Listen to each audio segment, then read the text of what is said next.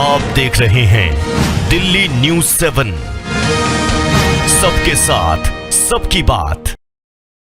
देश में राहुल गांधी की सीक्रेट विदेश यात्राएं चर्चा का विषय बन गई हैं।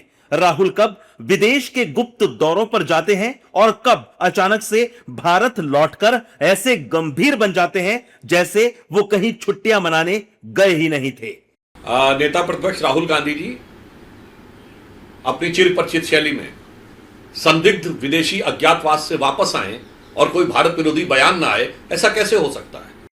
दरअसल कहा यह जा रहा है कि नेता विपक्ष राहुल गांधी करीब 20 दिन तक देश से बाहर रहे। इस दौरान ना किसी बड़े मुद्दे पर बोले, ना ही सोशल मीडिया पर कोई फोटो पोस्ट की। बीजेपी ने तो इन 20 दिनों के दौरान राहुल गांधी को लापता गांधी तक कह दिया। लापता गांधीज कहां हैं? लापता गांधीज कहां हैं?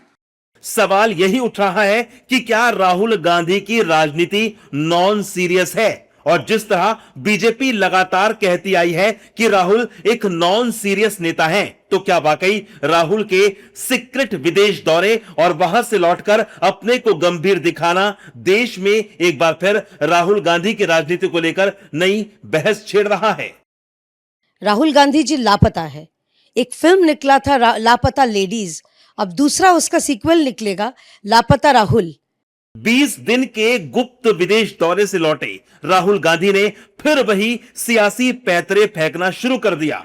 छात्रों की गूंज कार्यक्रम के जरिए राहुल गांधी फिर से मैदान में उतरने की तैयारी में हैं, लेकिन कार्यक्रम स्थलों को लेकर विवाद खड़ा करके सिर्फ अपनी राजनीतिक रोटियां सेकते नजर आ रहे हैं। अब आपको बता दें कि राहुल गांधी अपने सीक्रेट विदेश दौरों पर थे, लेकिन कांग्रेस का दम फूल रहा था। पंजाब, हरियाणा और बिहार कांग्रेस में अंदरूनी कलह पार्टी को खाए जा रही है। आपको ग्राफिक्स के जरिए कांग्रेस में फूट के पॉइंट दिखाते हैं जिन्हें राहुल गांधी नजरअंदाज कर सीक्रेट विदेश दौरे पर निकल गए थे। पंजाब कांग्रेस में कलह चरम पर है। चन्नी गुट की नाराजगी बढ़ती जा रही है। पंजाब कलह का अब तक हल नहीं निकला। हरियाणा कांग्रेस में भी घमासान बढ़ा। हुड्डा और सुरजेवाला मंच पर भिड़े। बिहार कांग्रेस में भी अंदरूनी खींचतान बढ़ी है।